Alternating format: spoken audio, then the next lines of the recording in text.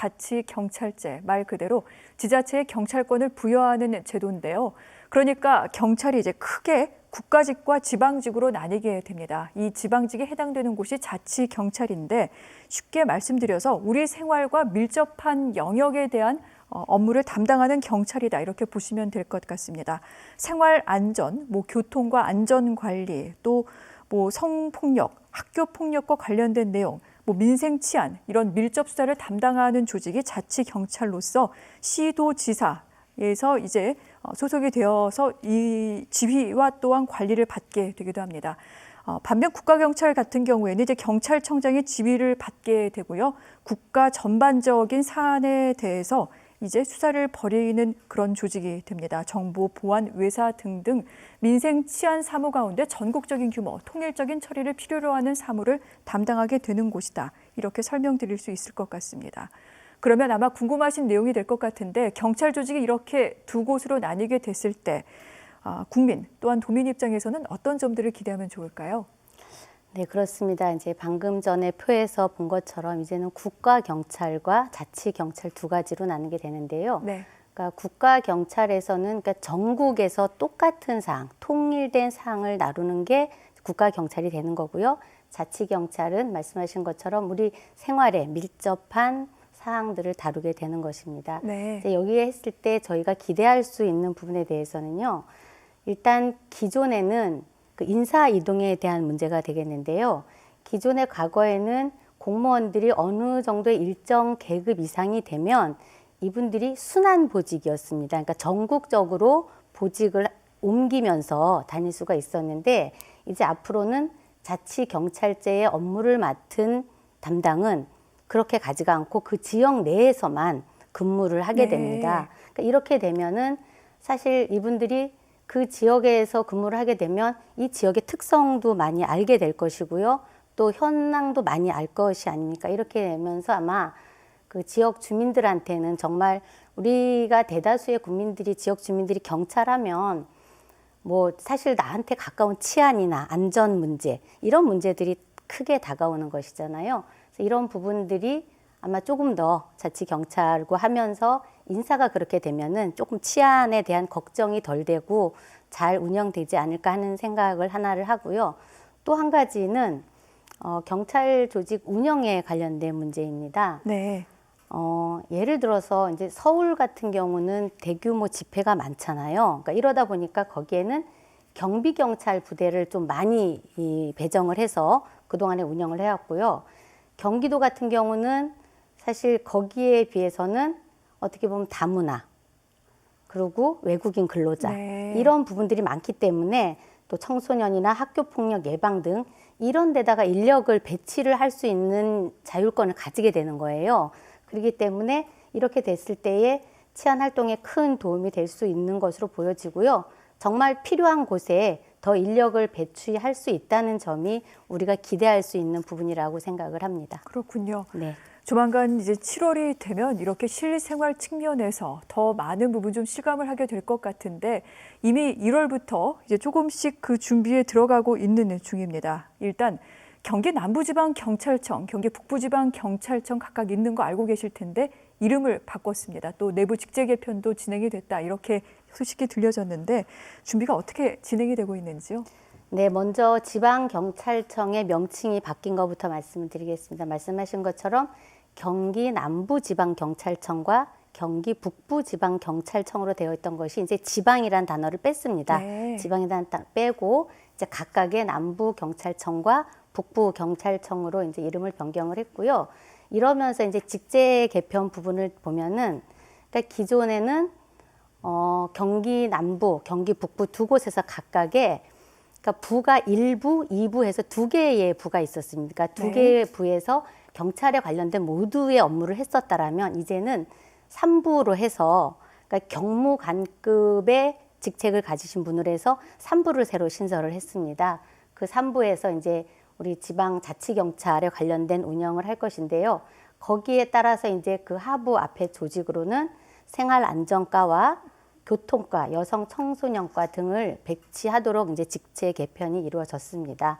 그리고 한편 경기도 의회에서는 이미 19년도 3월부터 이 자치경찰제 시행을 앞두고 네. 그러니까 경찰청과 경기도의회가 정기적으로 만나면서 실무에 필요한 논의를 해오고 있었습니다. 아마 경찰청도 지금 현재 자체적으로 TF팀을 구성을 해서 운영을 하고 있는 것으로 알고 있습니다. 그렇군요. 자, 이런 가운데 아마 이런 부분에 대해서 이거 좀 괜찮을까 하는 그런 의혹이나 의심을 갖고 계신 분들도 계실 것 같습니다. 왜냐하면 자치경찰 말 그대로 시도에 이제 소속이 돼서 운영이 되게 됩니다. 그러다 보니 시도지사의 어떤 그 영향력 아래 놓이게 되는 게 아니냐 이런 말씀하시는 분들도 계실 것 같은데 왜냐하면 아까 말씀드린 대로 국가경찰 같은 경우에는 경찰청장의 지휘를 받게 되지만 이 자치경찰 같은 경우에는 시도지사의 산하에 있는 자치경찰위원회의 지휘와 감독을 받게 됩니다. 그렇기 때문에 이 위원회 구성이 무엇보다 중요하다 이렇게 얘기를 하고 있는데 이 부분 전문성과 더불어서 또 정치적 중립성 등등이 상당히 좀 요구되는 사안이기도 합니다. 어떻게 준비가 되고 있는지요? 그렇습니다. 지금 말씀하신 것처럼 도민의 기본권을 제한하는 정말 경찰권에 관한 사항인 만큼 그러니까 중립성과 전문성은 정말 매우 중요합니다. 그런데 이제 이렇게 하면서 각 광역 단체별로 경찰위원회를 만들게 되어 있습니다. 말씀하신 것처럼 7명으로 구성이 됩니다. 네. 그런데 시도지사가 1명을 추천을 하게 되어 있고요. 그다음에는 경기도 교육감이 1명을 추천하게 되어 있고 국가경찰위원회가 1명을 추천합니다. 네. 그리고는 경기도의회에서 2명을 추천을 하고요. 그다음에는 이제 기초단체협의회에서 1명을 추천을 하고 기초자체단체장협의회에서 또 1명을 추천을 합니다. 이렇게 아주 다양한 각각에서 7명을 추천을 하게 되는 것이죠.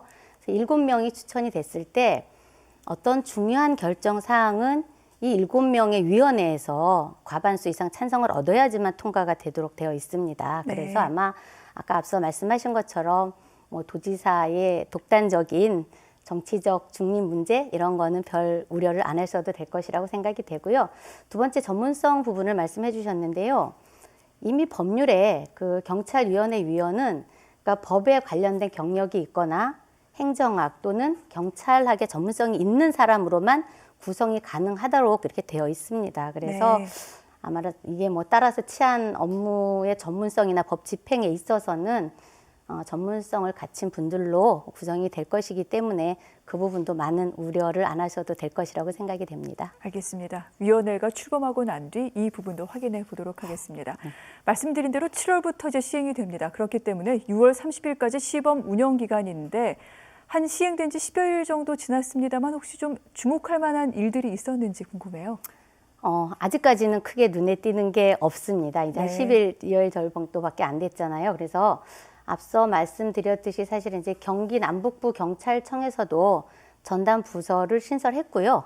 또 경기도와 경기도의회에서도 전담팀을 만들어서 자치경찰 시행의 준비를 열심히 하고 있습니다. 네. 그러나 제 개인적인 생각으로는 이게 지금 눈에 띄는 어떤 변화를 보이기보다는 자치경찰제가 그러니까 본격적으로 시행됐을 때 혼선이 없고 혼란이 없어야 되잖아요. 이 부분을 잘 준비 과정에 몰두해야 되는 것도 매우 중요한 상황이라고 저는 생각을 합니다. 그렇군요. 저희가 자치경찰과 관련해 오늘 천영미 의원님을 모신 이유가 따로 있습니다. 사실 그동안 이게 한국형 자치경찰로 잘 정착해 나가야 된다는 차원에서 경기도 차원의 자치경찰제 운영 방안을 주제로 여러 차례 또 포럼을 열기도 했었는데 이런 부분을 좀 지적을 하셨습니다. 방금 말씀하신 대로 지방행정과 치안행정의 연계에 있어서 어려움이 있을 수 있다. 이런 부분에 대해서 대책이 필요할 것이다라고 말씀을 하셨어요. 네, 그렇습니다. 지금 이게 아마 오랜 기간 동안 이게 국가가 독점해온 치안행정이잖아요. 네. 이러다 보니까 지금 당장 국가경찰과 자치경찰로 나뉘어서 시행한다고 하다 보니까 초기에는 어려움이 상당히 많습니다. 이게 원래 당초에는 시범으로만 실시하기로 했던 것을 이제 전국으로 전체적으로 하는 걸로 확대가 급속하게 변한 네. 상황이거든요.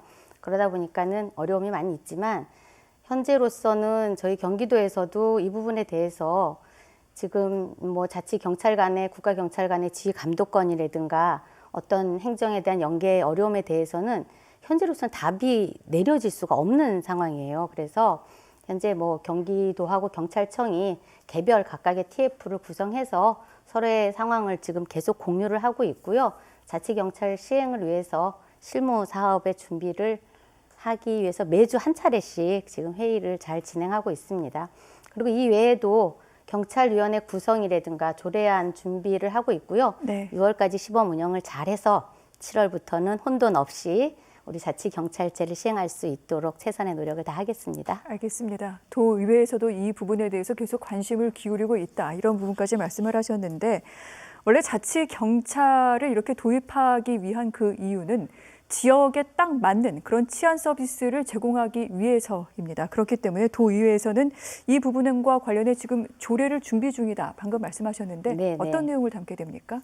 그렇죠. 조례는 지방 정부를 움직이는 큰 틀의 규칙인 거죠. 그래서 따라서 자치경찰 시행에 맞춰서 그 경기도만의 치안 활동을 펼칠 수 있는 제도적 기반을 마련하기 위해서 조례를 준비하고 있는데요. 네. 제가 준비하고 있는 조례는 그러니까 가칭 경기도 자치경찰 기본 조례안입니다.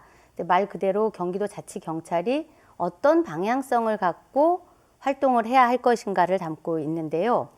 다만 이제 최근에 행정안전부에서 그러니까 경찰청하고 행정안전부에서 전국적으로 동일한 표준안을 지금 마련해서 내려보낸다고 네. 하고 있습니다.